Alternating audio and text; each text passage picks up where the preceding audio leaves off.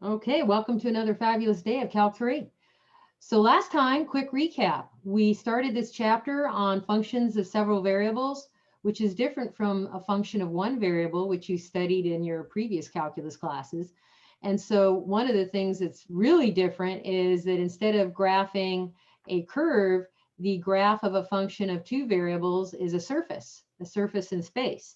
And we can also talk about functions of 3, 4, 5, 6, or 7 variables, but once you hit a function of 3 variables and up, you can no longer visualize the graph of it. You can certainly talk about it theoretically, and we will be doing that as the semester progresses. But we're going to deal mostly today with functions of 2 variables. So that's my plan. In particular, we're going to start the calculus on those functions. And one of the first things you do in calculus is limits. So here we go. We're going to start limits. All right, so let's do a Calc 1 review here. And that is being able to, you guys remember this from Calc 1? This is the Calc 1 definition of limits for a function of one variable only. So you probably remember seeing this, but you're like, oh, I was hoping I'd never see that again. The key thing is to remember the notation. When you say a limit of a function f of x as x approaches some number c, say, is equal to L, where L is a real number. If that's true, if your limit actually exists, it means that for any epsilon greater than 0, you can get a delta greater than 0 such that when x and c are very close together, and the way that mathematicians say something is very close together is by taking an absolute value of the difference between them. That if that difference is really tiny, it means those two values are very close together, okay? So they're just saying that x is really close to c, or gets really close to c, closer and closer. And then that will mean that the function and the limit are pretty much one and the same. The difference between them is something very tiny. Delta and epsilon are typically very tiny values. Typically they, if they're using actual, like 0.001 or something like that. So here again in Calc 1, this is a Calc 1 picture. When if you're looking at the x-axis here, let's say this is the y-axis here, and here's the graph of your function y equals f of x. As x gets really, really, really close to c, so it's within a delta neighborhood of c, then up here on the graph, you're getting really, really, really close to this y coordinate L.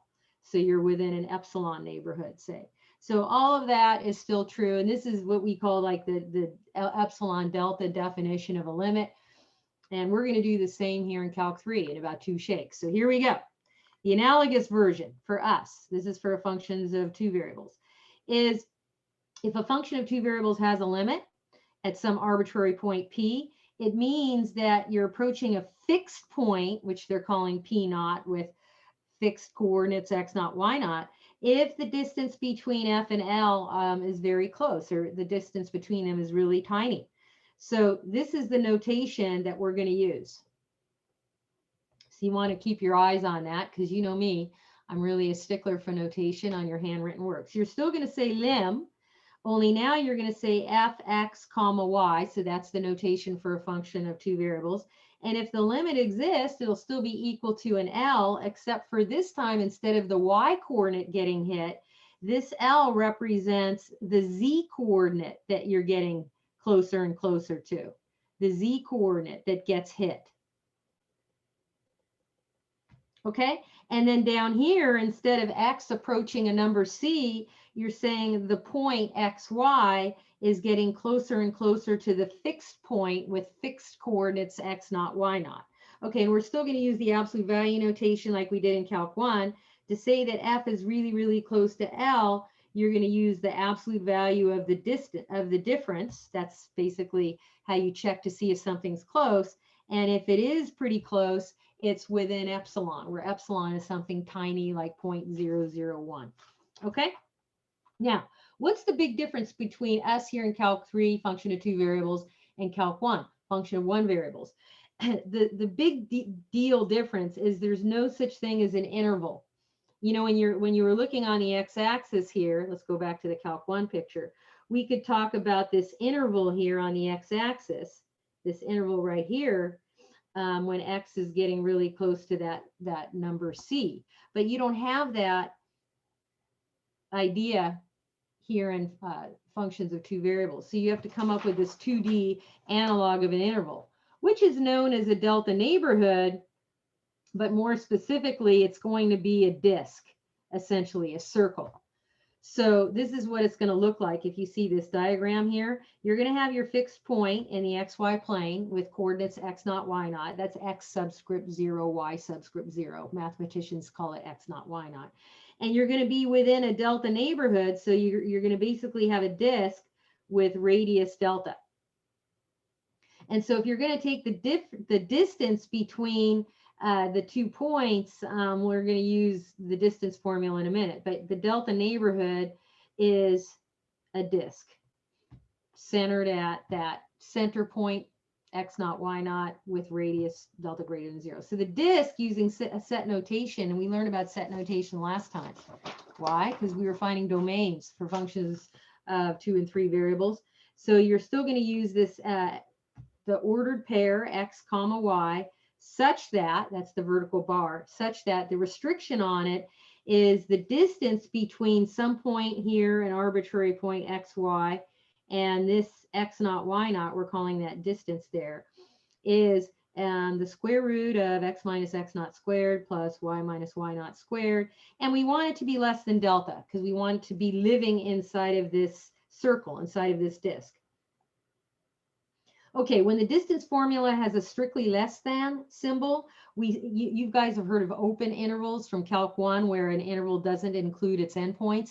We have a similar analog here in Calc 3. With this dotted line here that you see in this diagram, because that means it doesn't include the border of the circle, that's an open disk. If you have a less than or equal to symbol, that would mean that there would be a solid line on the circle and the disk would be a closed disk, similar to open and closed intervals. So some official definitions, which typically only math majors care about, but it is getting into the details of all of this. We can talk about an interior point. If there's a delta neighborhood about that point. So if you pick a point here in your region, where this is your region here, I'll shade it in. If you can draw a circle around it and a disk, and the disk is still inside of your region, it's an interior point. On the other hand, if you pick a point on the boundary, when you draw a little disk around it, part of the disk is outside the region and the other part is inside. So that's how you know it's not a true interior point. So there's the difference. Some other definitions here: closed is if the region contains all its boundary points. That's when you have this solid line here. It's open if that is dotted, and that means it doesn't contain its boundary. Now let's do the official epsilon delta version for the definition of limit. So here in Calc 3, here it is, the official epsilon delta definition. This is the epsilon delta definition. So if you've got a function f of 2 variables, and it's defined, except possibly at that weird fixed point x0, y0, on an open disk centered at x0, y0, L's a real number, then this limit of fxy as xy approaches x0, y0 is equal to L if for every epsilon greater than 0, where epsilon is something tiny, there corresponds another tiny number, delta, such that the difference between f and L is very tiny, and we say that by taking an absolute value of the difference, less than this tiny number epsilon, so long as the distance between the arbitrary point you pick and that fixed point, and this is the distance formula in action, that distance is also very tiny, because delta is going to be tiny. And then the picture of it is down here. Here's your fixed point, and you have a point that's getting closer and closer and closer to that fixed point, and up here on your surface, you're getting closer and closer to some limit. So now let's evaluate limits. So one of the things that we did with limits when we did vector valued functions, and of course even Calc 1 and Calc 2, I hope you remember the first order of business is direct sub. And if I don't see a direct sub as your first step anytime you're doing a limit problem, you're going to lose at least a point on your on your work. So you always want to do direct sub. So here they're saying the limit is the point xy gets closer and closer to the point 1, 2. So you just do substitution, direct sub. And this turns out to be a nice number. And so the limit exists and it's 2, and we're done. We're done with example 1. Example 2. All right, well, we're taking a limit as the point xy approaches the point 0, 0. So direct sub, here we go. Uh-oh, big problem. This is indeterminate. Now, when you hit one of these 0 over 0 indeterminate forms in Calc 2, what did they tell you to go do? I'm going to open it up. Y prime. There was a rule that you used. Does anybody remember the rule that you were allowed to use? Oh, the L'Hopital's? Yeah, L'Hopital's, and we're not allowed to use that here because we have a function of 2 variables. But I'll just put a little side note. In Calc 2, it's a growth rate, right? this one is not a growth rate because we're not doing that. Oh no. It's not going to be that applicable here. The side note, you would have used L'Hopital's, and remember L'Hopital's says that if you're taking the limit of f of x over g of x as x approaches some number, and you get either 0 over 0 or plus or minus infinity over plus or minus infinity, then you can retake the limit so long as you take the derivatives separately of the numerator and denominator. Okay, we're not allowed to do that here in Calc 3, except for one type of problem, which I will do. So if I see you doing that or trying to do L'Hopital's, it's not going to work out well. So don't do it. So I'm going to use the epsilon delta version for this problem. So watch closely how I use the epsilon delta definition of a limit. This is a mini proof, okay, as all epsilon deltas are. So the thing that it's going to be a little bit tricky here to do this because I'm going to need you to buy a couple of facts. So the prep work that I'm going to ask you to do here for me is I need you to accept the following 2 facts. So what 2 facts? And they're not hard. They're pretty basic. So fact number 1, when you take the square root of y squared, and you learn this in a pre-calc class, trust me, the answer is absolute value of y. And that, I claim, is less than or equal to square root of x squared plus y squared. Now, what I want you to do is I want you to compare the far left expression to the far right expression. Do you guys get that that is true? I mean, if you have, let's say you were taking square root of some number, y squared, you know, whatever it is, if you added some more junk that's positive underneath the radical, wouldn't that be a larger square root? Yes. Yeah. Yeah, so this is pretty easy to accept. Okay, that looks very obvious. I'll buy it. The second thing I need you to accept is if you had a quotient that looked like this, x squared divided by x squared plus some more junk, this quotient will always be less than or equal to 1. Does that look like something that would make sense to you? Yes. Okay, good. So if you accept those 2 facts, then this epsilon delta proof will be kind of obvious to you. So the way epsilon delta proofs always work is you start looking at your epsilon and your delta. So and we're going to call this a delta neighborhood about the fixed point, and the fixed point for this problem is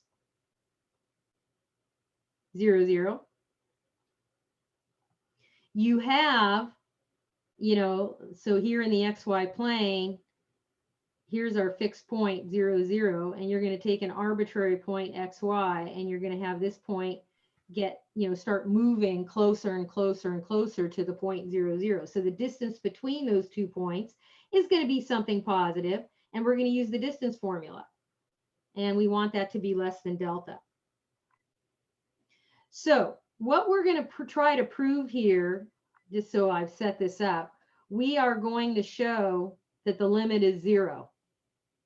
the 0 over 0, the indeterminate, it ends up being 0, that the limit L is 0. So that's going to be the answer.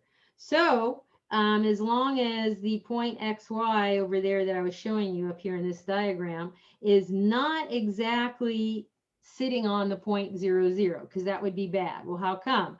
Well, because then you get this 0 over 0 business, which is no fun. We're going to take a look at the absolute value of the difference between the function and the limit. But for us, since we're trying to prove we will show this limit is 0, we're going to have fxy minus 0, but then that's just fxy, and so that's just the function itself, which I'm just going to copy down. And now I'm going to start doing the movement here where I'm going to start using some of those handy facts. So you're taking an absolute value of a quotient. Absolute value of 5 is just 5. So I'm going to pull that out of the absolute value. And the absolute value of y is that. And then everybody who's still left inside of the absolute value bars looks like that. Okay, now what? Didn't I say that this quotient is less than or equal to what? I asked you to buy it. Less than or equal to 1. So I'm going to continue less than or equal to 5 absolute value times 1. But then the absolute value of y, you bought another fact for me, is less than or equal to what?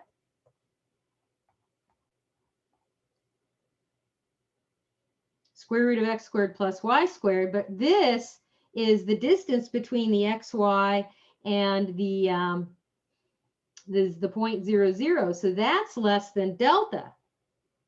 All right, so I'm going to have less than 5 times delta, and we're almost done. So we're going to choose the epsilon such that the epsilon will just be equal to 5 delta, and then we solve for delta. This is how these epsilon delta proofs go.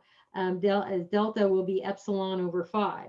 So as long as delta is equal to epsilon over 5, the limit does exist. So we can conclude now that the limit as the point xy approaches the point 0, 0 of this function is 0. Voila. Okay.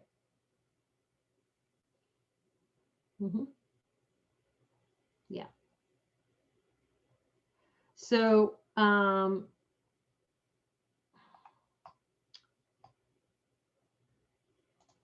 so we have a student who is telling me that they have a lot of trouble with Wi-Fi, and I have another student in my Calc 2 class that also has Wi-Fi problems. You guys know that there's free Wi-Fi on campus. I think it's Monday through Saturday, 7 a.m. to 7 p.m. in the parking lot next to the campus police. So if you have trouble with Wi-Fi, then I highly recommend that you go to campus and work from there, okay? Because they have it for free. Okay, now I got some good news for you. I'm never going to ask you to do an epsilon delta proof to show that a limit exists. Are you happy? Yes. So good news, right? Yeah. As Yay. well as I mean, unless you want to. I was No. struggling with that. No, we don't. Okay, I'm not. Now, for all you math majors out there, that's all you are going to do when you get to upper levels of math. You just do proofs. So you're the kind of person you're going to want to get into that, okay? Now, what I want to do real quick before I move on to the next few problems is I'm just curious because, I like to graph some of these weird functions just to see, I mean, how bad is it? So that last problem we did, I'm just curious, what does it look like? So what I do here is I go z equals, and then I had 5x squared y divided by what? X squared plus y squared. I'm just curious, what the heck does that surface look like? Whoa, my goodness, that's awesome. Now, do you guys see that right at the point 0, 0, if I kind of rotate this around without us getting too seasick, do you see there's a hole right there? Do you see like there's a little blank? Can you guys see that, or is it kind of hard to see? Yeah, Yeah, you we can see it. So you can still have a limit exists even if the function isn't defined at that point. So the function is not defined at the point 0, 0. We found that even by substituting 0, 0 in there. We got like 0 over 0. But I hope you can see that the altitude, the z coordinate, that looks like it's getting hit there, if that hole were filled in, you know, if you just got a, you know, little bit of foam and filled in that hole, is in fact the z coordinate is 0. I mean, I hope you can tell that. Let's see if I can make it. That's a cool looking surface though, isn't it? It's kind of pretty. I like it. How about some candy bars? Woo, that looks awesome. Sorry, I start getting carried away when I do this software. It's just too much fun. Okay, so that was the point there. The limit exists even though the function is not defined there. And you learned that back in a Calc 1 class, that you can definitely have a limit existing even if the function isn't defined at that moment. Okay, now let's take a look at a few more lovely limits. Example 3. Oh, okay. Well, let's do direct sub. So if I substitute the point 0, 0 in here, oh my, I get 1 over 0. But what is 1 over 0? Do you guys remember from my limit facts? Don't say undefined. For this one, 1 over 0 is? DNA. I want you to say something else. Okay. Infinity? Yeah, infinity. Oh. 1 over 0 is infinity. Yes, thank you. Okay, so what we have here, if you want to see this picture, because I do, is, let me get rid of this. So I have z equals 1 divided by x squared plus y squared. So this is a different surface. Let's see what this surface looks like. And why is it infinity at the point 0, 0? That probably is going to mean there's not just a little hole that you could fill in. Oh my goodness. Holy crap. Let me get it to be straight up. So I hope you can see what's going on with this. Let's zoom out a little bit. As xy, the point gets closer and closer to the origin. Do you see how this thing blows up there? It like shoots up. There's nothing, I mean, it keeps going up and up and up and up like a volcano or something there. It kind of looks like a volcano, doesn't it? That's so cool. So that's why the limit is infinity there. So because it's just never, whoa. How about a different color? Rainbow. No. How about checkers? Ooh, that looks kind of pretty. I like it. Okay. So does that make sense, guys? Sorry. Fancy hat. Yes. Yeah. That does look like a fancy hat. I would definitely agree with that. Cool. Fancy hat. Okay. Back to another one. How about this guy? What's that guy's limit? Okay. Well, it's approaching the point 0, 0. So we're just going to plug it in. But wait a minute, we did this one already. That one is infinity. So this is e to the negative infinity. But check your limit facts. What does e to the negative infinity go to? 0? Yeah, 0. Exactly right. So let's see if I do graph that one just to see if it e to the, all right, let's see here. Negative 1 divided by x squared plus y squared. Just curious what this surface is going to look like. How bad could it be? Ooh. So, that looks kind of cool. Let me turn it over. So it kind of looks like a reverse hat. I don't know. It's kind of got a little divot down there. You see that divot where you can kind of see it is looking like it's zeroed out there at the bottom of that depression there, little valley. Pretty cool, isn't it? I like it. I don't know. Okay, how about, arctan. So it's approaching the point 0, 0 again. So we're going to have arctan 1 over this. But wait a minute, we got that as infinity. So what's arctan of infinity? That was one of the limit. Over 2. Yes, pi halves is correct. So example 3, 4, and 5 are really nice because they're showing us that some of our limit facts really come in handy. Okay, now let's do another limit fact from your old Calc 1 days. Do you recall that sine theta over theta is equal to 1? And if you don't believe me, you certainly could do the intermediate work. You could do direct sub, and you would get 0 over 0, and then you would apply L'Hopital's, because this is a function of a single variable. So you'd still take the limit as theta goes to 0, and then you'd have cos theta over 1, and now use direct sub, and you get a 1. So it works. But the reason why I want you to remember this theorem that says that the limit as theta goes to 0 of sine theta over theta, you can use it for functions of two variables when L'Hopital's is not going to be okie dokie. So keep in mind, this theorem works for the reciprocal too. So if you flip this quotient over and you take the limit as theta goes to 0, it's still going to equal 1 because the reciprocal of 1 is still equal to what? 1. 1. So check this out. They're having the point xy get closer and closer to 0, 0. But that's essentially, if you look at the numerator and then the argument of the sine, do you see how these two match? You can call that theta. Your theta is essentially x plus y. And if your point xy is approaching 0, 0, then you are going to have your theta approach 0. So you can apply the theorem here. If you did try direct sub, you are going to get 0 over 0, but you're not allowed to use L'Hopital's.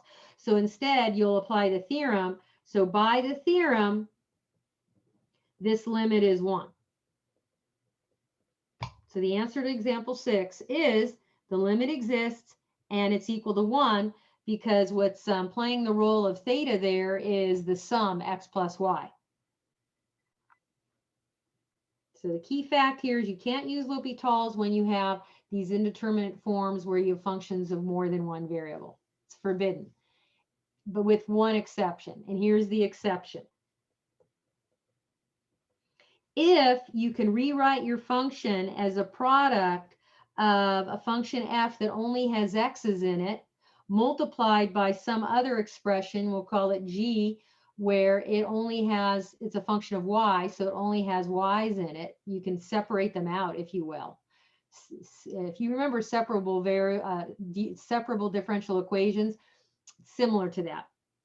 So let's take a look at an example where you are allowed to use L'Hopital's. This is the one and only exception. So first I'm going to try direct sub. So I'm going to do direct sub. So what do we have? The point xy is approaching the point 2, 0. Oh.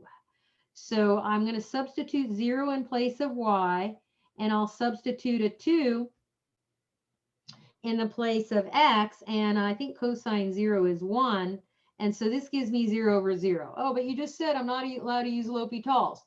Not yet.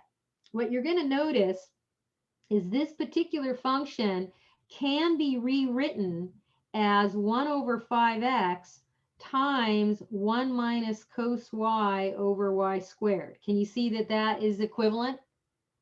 So this first factor here only has x's in it, so we'll call that f of x. And this other function here, this other factor, has only y's in it. So there's your g of y. So because you're allowed to say the limit of this guy as approaches a point, you're allowed to separate this into two separate limits. The limit, trying to write too fast, as x goes to 2 of the first factor times the limit as y goes to 0 of the second factor, like this. So that's legal. So the first factor is easy because you're just going to use direct substitution, and I get 1/10 times. Now, when you try direct sub here, you're going to go 1 minus cosine of 0 over 0 squared. but unfortunately that's 1 minus 1 over 0, which is 0 over 0. That's indeterminate. But because this is a function of one variable, just y, you can use L'Hopital's. I'll call it LH for short. So you're still going to take a limit as y approaches 0, but then you're going to look at this quotient and you'll take the derivative of the numerator. So the derivative of 1 minus cos y is sine y. And then the derivative of the denominator, y squared, is 2y. But bad news, because when you use direct sub, you still are going to get 0 over 0. No problem. Let's use L'Hopital's one more time. We're still going to take the limit as y goes to 0. You're going to take the derivative of sine. I think that's cos. And you'll divide that by the derivative of 2y. That's 2. And now try direct sub. Whew, we're getting somewhere. All right, 1/2. And now what? The final answer is the limit exists, and it's going to be the first limit factor, 1/10, times 1/2, which is 1 over 20. Yay, and we win. So there's the limit for example 7. That was the one case where you can apply L'Hopital's. Any questions so far? Yes, I have a quick question, or just like to confirm. Okay. We can use L'Hopital's when we're able to separate the limit? We'll separate the factors of the yeah. function. Okay. Yes, you can, but you know, here's the downside, Sebastian. Very few functions have that ability where you could separate it out into a product of f of x times g of y. Very few. So Yeah, you're I was looking usually at gonna the example one. you're usually going to be out of luck. Like, take a look at this example here, example 8a. There's no way that you could rewrite that as a product of something that has only x's in it multiplied by something that has only y in it. Can't do it. Got it. Thank you. Yeah. Okay, any other questions? Okay, let's talk about limits at boundary points, because these are fun. All that work that you did in Calc 1 where they didn't let you use L'Hopital's will be used right now. So when I teach Calc 1, I don't teach L'Hopital's. I know there are some instructors who do like to teach L'Hopital's in Calc 1. I don't, because I like the students to struggle and have to do all that nasty algebra that it takes to do those limits without L'Hopital's. It's not that I'm mean. It's just that I think they shouldn't see L'Hopital's until Calculus 2. That's all. And then all those skills that you think are a waste, because when you're in Calc 2 and you finally do see L'Hopital's, you're like, dang, I wish I knew that in Calc 1. It would have been really sweet.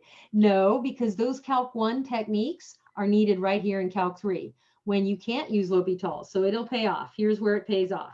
Check out example 8a here. You first use direct sub, so we have the point xy approaching the point 44. So I first use direct sub, plugging in the point 44, and oh boy, I get 0 over 0. That's indeterminate. It's not equal to 0. It's indeterminate.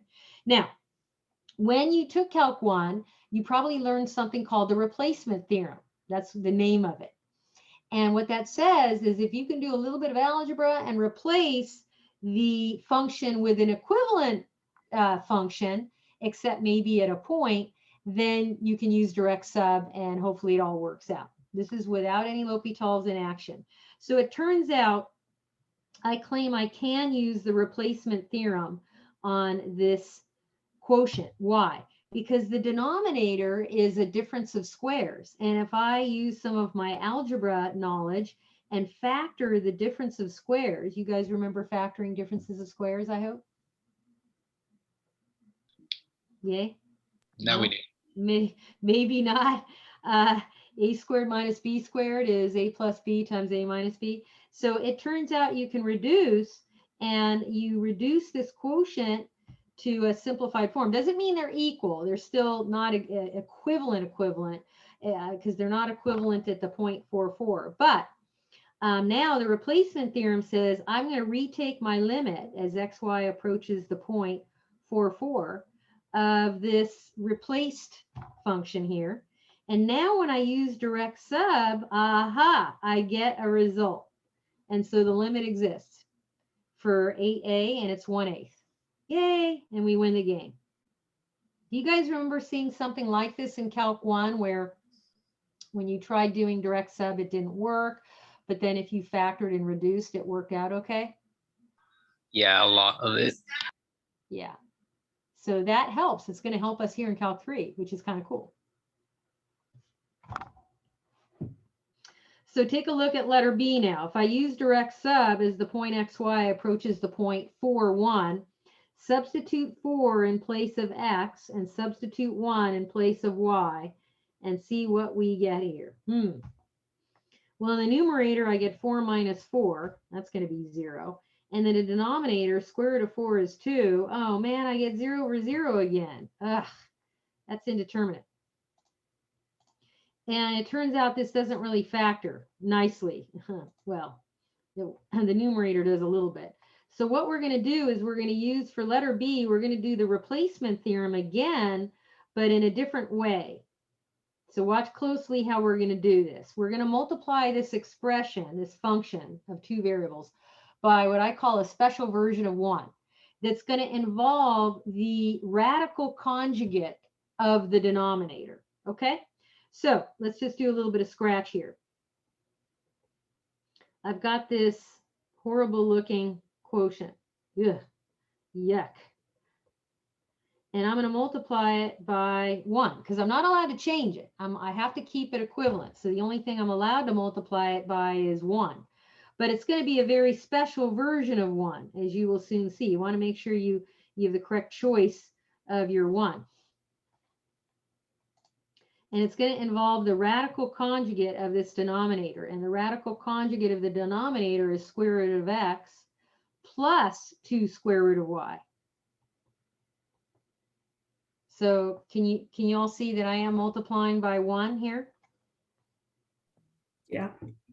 Now, I'm going to multiply these two fractions together, but not all the way. Like the numerators, I'm not going to multiply the numerators together because it's just going to be a hot mess. But I am going to multiply the denominators together. And I hope you recall that when you multiply radical conjugates together, if you'll notice, it kind of looks like you're multiplying a minus b with a plus b. And remember, you are going to get a difference of squares. If you don't want to use that fact and you just want to FOIL it all out, go ahead. But after FOILing and simplifying, you will get that the product of those two denominators is going to be looking like a difference of squares here. So you'll have the square root of x getting squared and the 2 square root of y getting squared. Now the numerators, I don't really want to multiply those two guys together. I'm just going to leave this radical conjugate square root of x plus 2 square root of y off to the right. I do want to do one little factoring though. I'm going to factor out a y from that first factor. When I do that, I get x minus 4y. You'll see why that's going to be really useful in a moment. If you clean up the denominator and actually do the squaring, what do you get?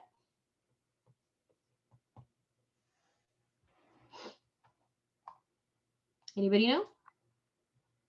Yep. Every time I hit that, it goes away. The screen went off. Yeah, I know. Oh, sorry. Just It just, yeah, my Zoom controls are a mess today. I don't know why. So what's going on here in the denominator?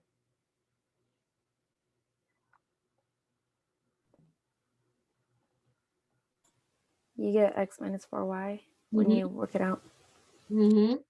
X minus 4y, and now you can reduce this quotient to lowest terms. Oh, what a beautiful thing.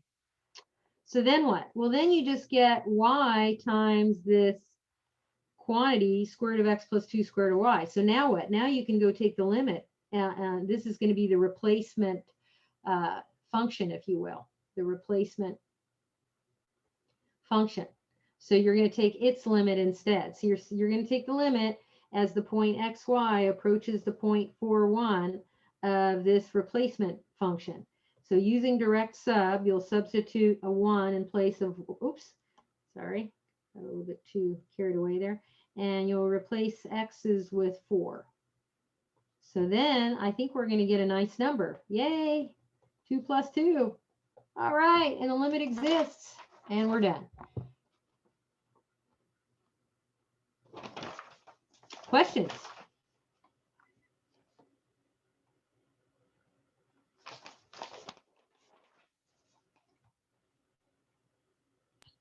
No. Everybody okay? Yeah, just processing. All right.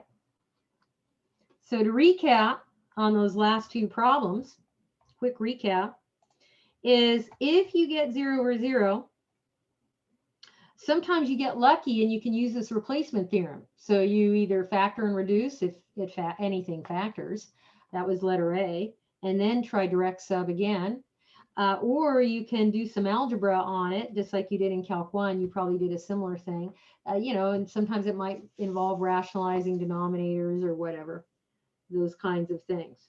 Okay, so I'm going to do half of the next problem, and then I'm going to stick you in breakout rooms and have you try to finish out the problem. Okay, so I'll do half, and then you're going to try half. So the point xy is approaching the point 3, 2. So you're going to try direct sub first, and it's going to turn out that you're going to get, you got it, you're going to get 0 over 0. Okay, so if you don't believe me, go work it out. But like here, you're going to get 54 minus, oh, good Lord, 13 times 6 or whatever, minus 24. It's all going to cancel out and you'll get 0 over 0. So it's like, now what? So the claim is that the limit does exist for this particular function, but you got to do some work. You have to factor the numerator and factor the denominator, and then reduce it to lowest terms. And this is using the replacement theorem. So I'm going to factor the numerator, and then I want you to factor the denominator. Okay, that's your job. But I'm going to give you a private lesson on factoring, because I have a feeling some of you forgot how to factor a polynomial of 2 variables, or even a polynomial that's got a leading coefficient other than 1. So I'm going to do the numerator, and then you and your buddy are going to try to do the denominator and finish it up. Okay. So when I factor one of these puppies, I know some of you use the diamond method. I don't. I forgot how to use the diamond method. I think I used to know how to do it when I was in 8th grade. And ever since then, I forgot. So I use what's called the key number method. So the key number method works like this. You find a key number. And this is always the lead coefficient of the x term, which is 6, and in this case, multiplied by the lead coefficient of the other squared term, which is also 6. So the key number for this trinomial is 6 times 6, which is 36. Fine. Then what? You make a table. You factor 36 in all the different ways you know how to factor 36, okay? And then you sum up those factors and hope that the sum is equal to the middle coefficient of negative 13. That's what you want. So the problem lies when you first start factoring 36 with a positive times a positive.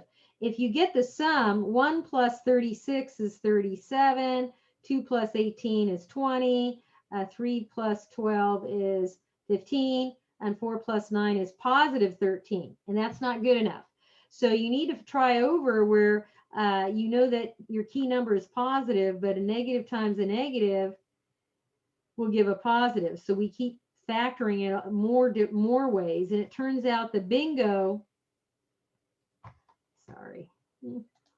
the bingo is the -4 and the -9. Why? Because when you add those two, you do get the middle coefficient. So this is not a technical term, but when I teach algebra, I call these the bingo numbers.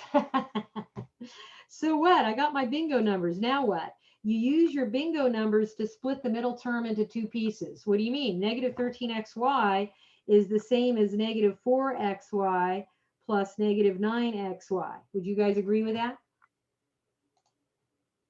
Yes. Then you copy down the first and last terms, And then you do this trick called factoring by grouping and finish it out. It's not really a trick, but my algebra students tend to think it is a trick. So you group the first two as a pair and you group the last two together as a pair, and you factor out each pair's GCF, greatest common factor. So the greatest common factor for the first pair is, what, 2x? And then the other factor is 3x minus 2y plus, and then the other pair has a common factor of 3y, but I think a better choice is to factor out a negative 3y. The reason why you want to factor out a negative 3y instead is the other factor ends up being a 3x minus 2y. Now when you take a step back and continue the factoring process, notice that 3x minus 2y is a common factor. So you pull that out front, and then the other factor is 2x minus 3y. And now we've factored the numerator. Yay! So this numerator is the same as 3x minus 2y multiplied by 2x minus 3y. That's good news. Fantastic. So now what? Now you guys are going to work with your buddy and you're going to come up with a factorization of the denominator's trinomial and see if you can't use the replacement theorem to figure out what the limit is for this function. Okay? Turn on your mic so you can talk to your buddy. I'm going to open the rooms now. We'll see you soon.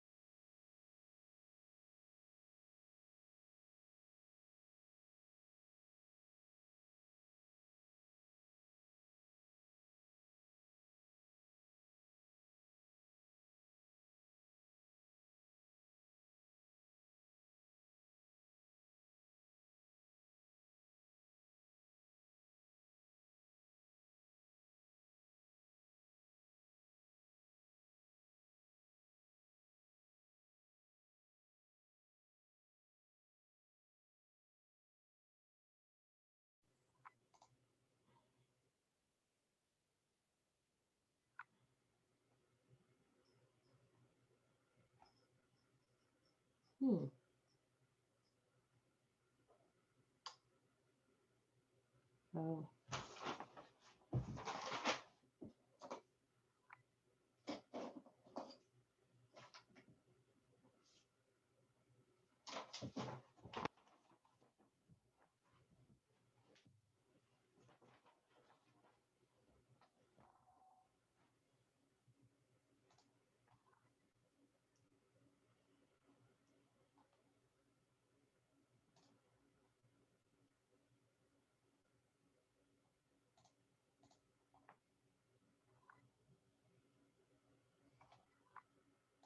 Okay, welcome back, everybody. How'd that work? Did you guys figure out how to factor the trinomial?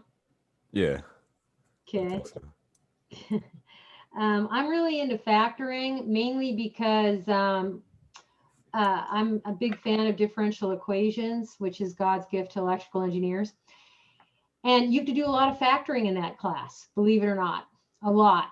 And when I teach the class, I get really unhappy when I find out that a lot of students, even though they may have gotten A's in Calc 1 and Calc 2 and Calc 3, they forgot how to factor, and their factoring skills are like non-existent. And that's a problem. So it's good to have a factoring problem to make sure that you keep those factoring muscles strong. Okay, so before we get into it, I just want to remind you that I always post lots of videos. Most of them are not of me, though. Different videos I find on the net for stuff. Like, for example, today we're going to show the limit does not exist along a couple of paths here shortly. And if you, after seeing that concept today, and you're like, oh, I still don't get it, because I'm only going to do one example. And yes, it's going to be on this weekend's quiz. You got to know it. Go watch a video on it to see another person do it, or maybe a different instructor. You may have a hit, whereas when you listen to my lecture, maybe you didn't get the hit. So I encourage you to always look for other resources out there to help you learn something, to reinforce a concept for yourself. That's always important. Don't just be stuck. So I hope that after factoring, you got this guy's factorization. So let's just start what I have. So the numerator, I ended up with this. The denominator, if you did it right, should factor as 3x plus 4y times 2x minus 3y. Did you guys get that? I Yes. hope. So then you can reduce this to lowest terms. Yay! And then you have the replacement theorem in action. You replace your original quotient with this reduced version, and they're almost the same, except for the other guy has a discontinuity at this point, the 0.32 specifically, and now you use direct sub. So when you use your direct sub, where x is 3 and y is 2, you'll get the numerator is 9 minus 4, which is 5, and the denominator is 9 plus 8, which is 17. So 5/17 should be your final answer for that guy. Did everybody get that? I hope. Yep. Yay! Success, right? Isn't that fun? Maybe not. I don't know. Okay, let's do functions of 3 variables. Even though you can't graphically visualize a function of 3 variables, because you would need 4 dimensions, you can still talk about limits of functions of 3 variables. So what up? So check out that function of 3 variables. We're taking a limit of z e to the xy power, where the ordered triple xyz is approaching this point, 1, negative ln, 2, 3, and we're just going to use direct sub.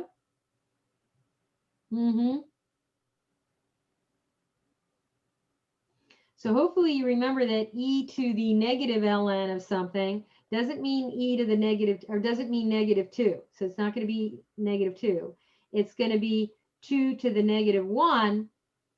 Let me get rid of that, which is a half. So 3 times a half. And the final answer for letter A is the limit exists, and it's 3/2. Yay. Now, the letter B, when you first try direct sub of the 0.111, bad news. You get what?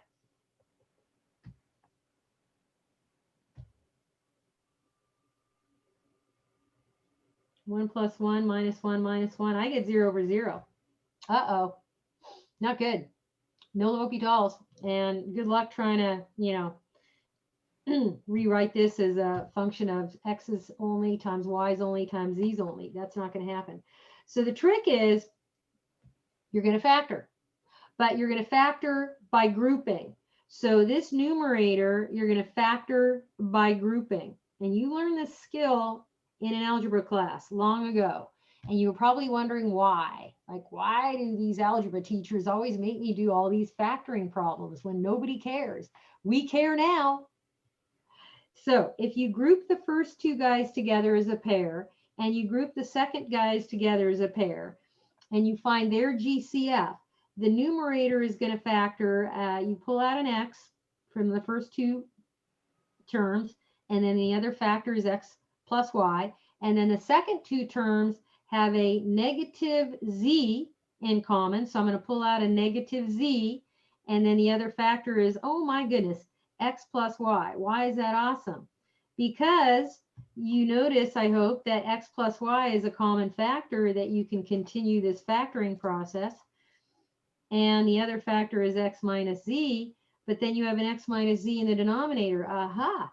So now you just have x plus y. So using the replacement theorem, you're going to take the limit as the order triple xyz approaches the point 1, 1, 1, and using direct on x plus y.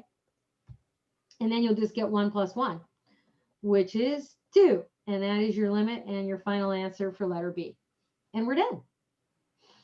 Okay, now we're going to show a limit does not exist. And then we'll finish off by doing polar coordinates as well as continuity. And that'll finish us off for the day. So how do you show a limit doesn't exist? Well, let's talk about how you did it in Calc 1. When you had a Calc 1 problem, I'll just draw some really weird graph from Calc 1 that I used to do similar. Like, let's say your graph will look like this. So it had a big old discontinuity. And let's say this was some number C here. When x gets really, really close from the right-hand side, you're going to have some right-hand limit exist. Let's just say that number was 5. But when you have x approaching from the left-hand side of C, your graph is getting closer and closer to whatever the y coordinate is of that. Let's just say it's a 1. So here the left and right-hand limits do not agree. So when you have the type of problem where you're approaching from two directions in Calc 1, from the left and from the right, and you have different values, the limit does not exist. If you get the same limits from left and right, then like, okay, then the limit exists. But here's the problem for us here in Calc 3. We don't have the idea of from the left and from the right. We don't, because we don't have an interval. So when we have a point xy approach another point that's a fixed point, x naught, y naught, you don't have an idea of like, well, I'll approach the point from a left-hand side. You don't have that. You have infinity directions. So take a look at this diagram right here.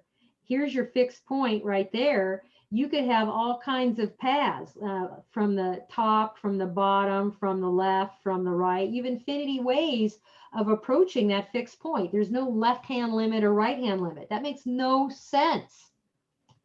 So if you're going to say that the value of fxy, the limit of fxy as the point xy approaches x naught, y naught equals L, if that's not the same for all possible approaches, which could be infinity there, then the limit does not exist. What does that mean? Are we going to have to try infinity paths? No, no, no, don't worry. Then we'd be here forever. So here's the procedure to prove a limit does not exist for us here in Calc 3. You do a two-path test. If you approach the point, the fixed point, so let's say this is your fixed point, along two different paths, and you get two different answers, then you can conclude the limit does not exist. Now, the hard part is what two paths are you going to pick? Because you don't have the idea of a left-hand side or a right-hand side. Good news, you will be given those two paths. So you won't have to come up with them on your own. Thank God, because it can get kind of tricky. So you will be given the information. Okay. And yes, you're going to have a problem like this on the quiz and on your midterm. Oh yeah, it's coming. So watch closely how I do this problem, because I'm only going to be doing one example only. And then you go do homework. So take a look at this right here. We're going to show that this limit, xy growing to the point 0, 0 for this weird looking function does not exist. Now, if you try direct sub just for kicks and giggles, what does direct sub get for you? A lot of zeros. Yeah, you get 0 over 0, which is indeterminate. Okay. And remember, we did find that sometimes when you get 0 over 0, you could have an actual limit existing, like you guys just did one for me up here when you did example 9. We did get the indeterminate, but after doing a little bit of work, we ended up with a limit. So sometimes you can get a limit, but sometimes that limit does not exist. There's no way out. And so we're going to do a mini proof that the limit does not exist. So this is essentially a mini proof that we're going to prove that this limit does not exist. And the mini proof is going to have us go along 2 different paths, and we'll get 2 different answers. And that's going to be enough to say, hey, those 2 different answers don't agree, so therefore the limit cannot exist. Ba-boom, end of proof. So lucky for us, they're giving us the 2 paths to try. The first path is going to have, we're still going to have xy get closer and closer to the fixed point 0, 0, but we're going to approach it along the x-axis. So what does that mean? I just wanted you to see. Here's your fixed point right there. It's 0, 0. We're trying to get closer and closer to him. Obviously, we could approach him from, infinity different directions, all sorts of ways. But this particular way, they want us to approach along the x-axis. So, staying on the x-axis, we're going to get really close to that fixed point. Now, what do you know about the x-axis? So we're doing letter A here. On the x-axis, what is the y coordinate always going to be? Y is always what? 0. 0. So you can basically say for letter A, instead of the limit of xy approaching 0, 0, you're having the limit of x0 approach 0, 0, because you're staying here on the x-axis. And then, so you're taking a kind of a different limit in that your y is zeroed out. So you don't really use official direct sub. That would be plugging in zeros everywhere. You only plug in a 0 for the y coordinates that you see in this expression. So if I plug in zeros for the y coordinate only, and then do some algebra, what does the x squared over x squared reduce to? 1. 1. And then what's 1 squared? 1. 1. I get an answer and the limit exists and it seems to be 1. Save that for later. Stop. Save that for later. Move on. Letter B. New problem. You're going to do the same limit approach again, but you're going to approach along a different path. You're going to approach the fixed point 0, 0 along the diagonal line y equals x. Well, the diagonal line y equals x, I'll just kind of do it with a dotted line, is that guy right there. There's y equals x. So what are we doing? We're basically trying to get to our fixed point at, staying on this diagonal line, like so. And what do we know if we stay on that diagonal line? Well, y is always going to be the same as x. So the limit that you're doing here is, instead of the limit of xy approaching 0, 0, you're basically saying xx is approaching 0, 0. Well, how come? Because when we stay on that dotted line, y is always equal to x. So you're not going to do the usual direct sub where, in this case, x and y are zeroed out. You're going to replace the y's with 0. You're going to substitute with x. So everywhere I see the y in this expression, I'm going to replace it with what? X. X. Because we're approaching along this special path where y equals x. And then do some algebra cleanup for this mess. And so the numerator, x squared minus x squared, is 0. The denominator, x squared plus x squared, is 2x squared. And so this is looking like 0 over 4x to the 4th, but 0 divided by some number is 0. And that's the limit answer that you get for letter B. And then you're going to do your final conclusion. And I want to see this written on your handwritten paper too. Otherwise, you don't receive full credit. Because these two limits do not agree, write this down.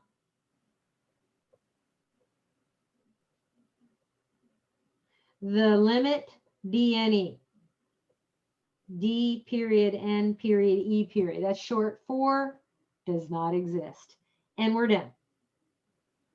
And this is a mini proof because we're proving that a limit does not exist by showing that the limit on two separate paths does not match. Because here we got an answer of 1, and on the other path we got an answer of 0. So those two limits don't agree. And that's very similar or analogous to when you took a Calc 1 class and you took a left-hand and right-hand limit, and those limits did not agree. Same kind of deal. The overall limit does not exist. Same thing. Questions?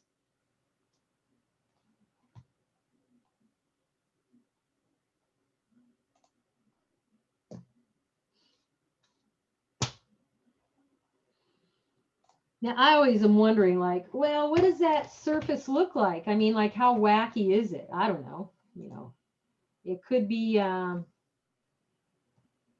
really, I don't know, something like, so in here, if I have x squared minus, can I do this? Y, oops, nope, squared, and then get out of there, and then go divided by, woo, yeah, x squared plus y squared, and then on top of that, raise that to a squared. Can I do that?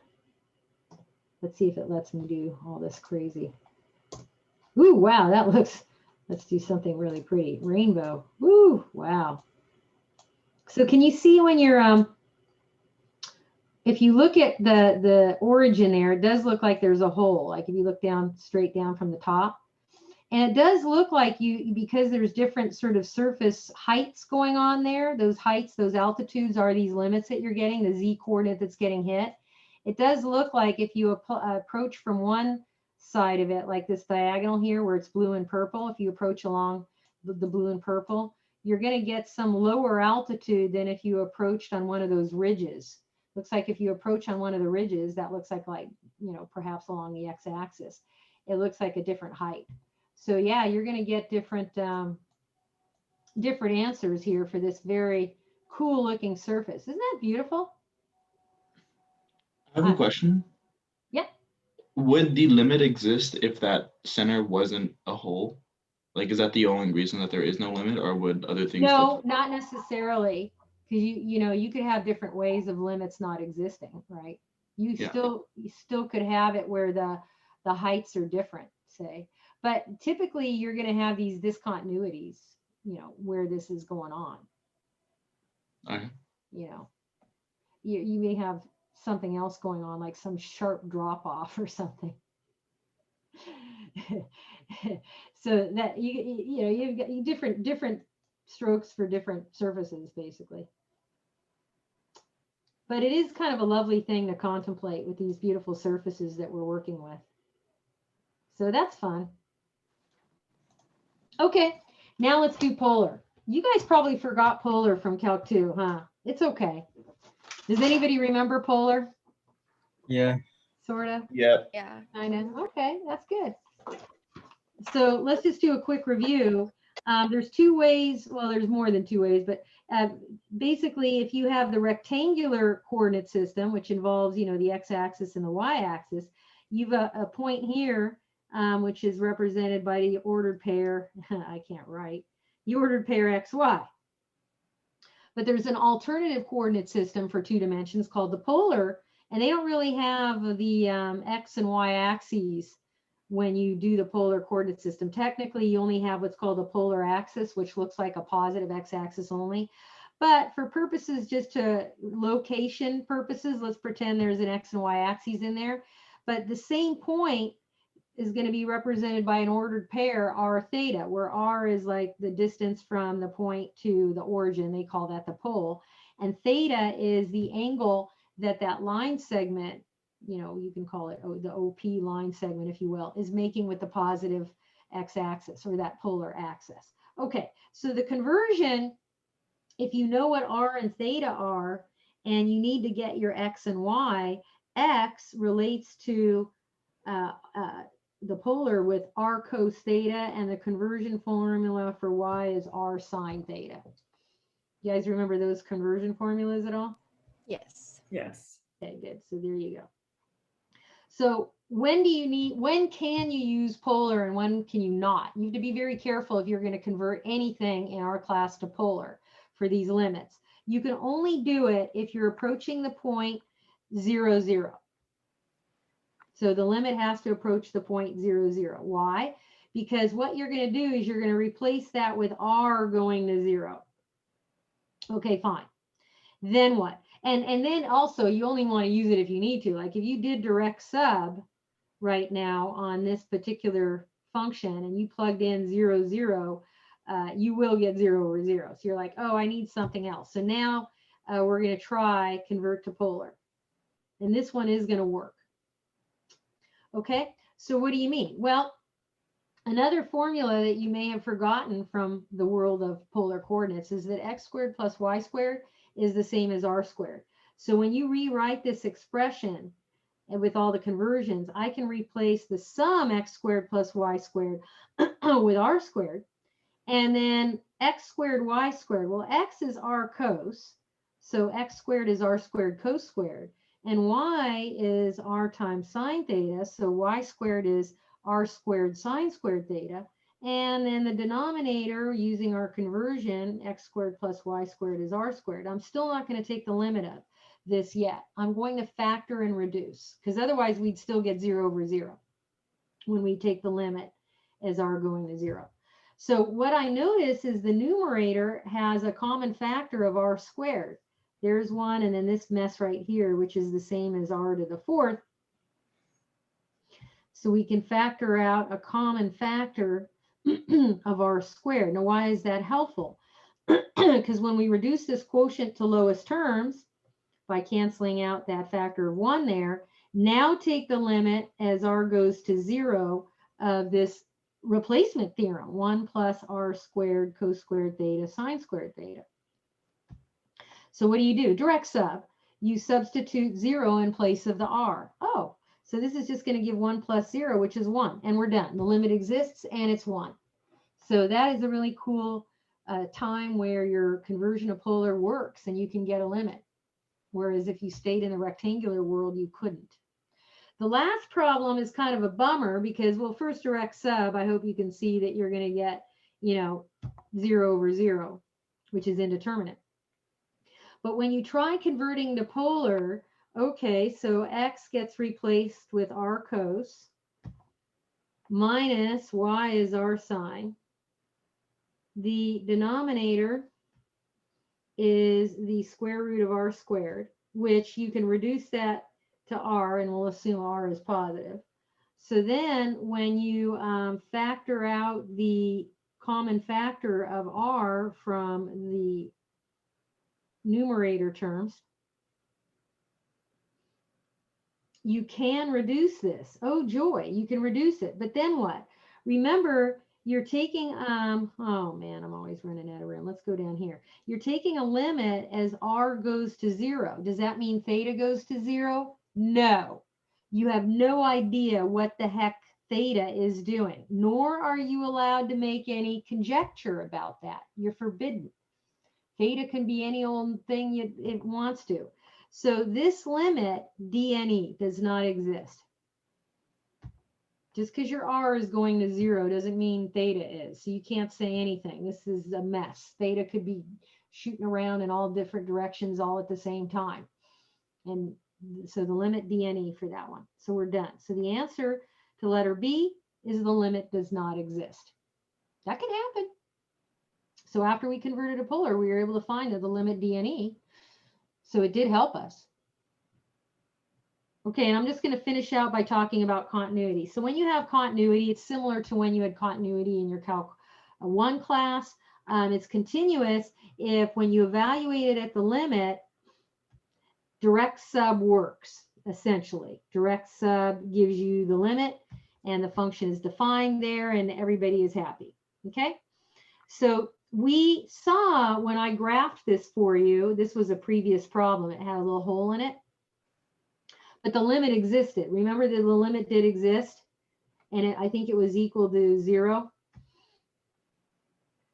So the limit exists. The lim as xy approached 0, 0 was 0.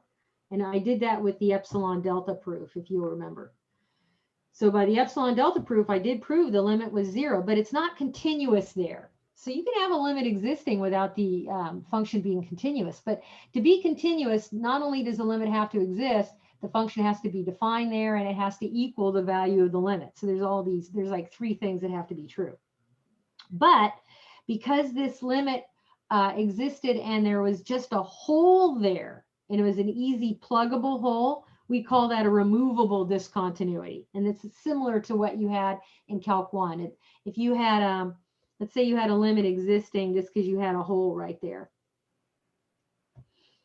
That's what we call a removable discontinuity. Because if you just filled up that hole, it would be continuous. So this is what we call, same thing for us. If you could just fill in that hole with, you know, a little bit of fix-a-flat, spray it in there, boom, you're done. On the other hand, this thing, this was the volcano. Remember, this was the, if you looked at it, it looked like a volcano. And so it went to infinity. That volcano is not fixable. You can't just fill it in and, oh, now it's all continuous, because that shot up forever and ever. That's a non-removable discontinuity. So let's do one last problem and I'll call it. Check out this function here. Is the continuity, is it, well, first of all, is it even continuous? And I claim it isn't. And the quick and dirty way is to just use your domain knowledge. So if you were paying attention, Friday's lecture, what's the domain for this function? Well, if we do set notation, it's the curly braces, the set of all word pairs xy, such that the denominator does not equal 0. You don't want that denominator going to 0. So you could rewrite it as this: y not equal to x squared. And that is a non-removable discontinuity. That's too huge for us to fix with a little fix-a-flat, you know, just spraying something in there. That's a huge problem. So moral of story, when I am being asked about continuity for a function, I typically look at the domain. And if it were just like a single little point, like a 0, 0 only, that I'd worry about, but here it's a lot more than just 0, 0 that we were worrying about, because we've got like this parabolic situation. And, you know, I could graph that. What the heck? Why don't we? Just to see what that guy looks like. I don't know offhand. I don't keep these all graphed, but here z, or f of xy, same thing, 2 divided by the quantity y minus x squared. How bad can this be? I don't know. What does it look like? Whoa, good God, man. Oh, wow. It looks like there's a lot of issues. You can kind of see where it's like shooting up, like sort of asymptotes there. Looks like there's these asymptotes right where that parabola would be. I don't know if you can kind of tell that, but that's what it looks like to me. So that is one big hot mess. That is not a removable discontinuity. That's got some serious issues. But it is kind of cool, isn't it? Wow, awesome. Awesome sauce. Okay, so I think that's a good place to quit for today. We got through this whole entire section of limits and continuity pretty well. Pretty good.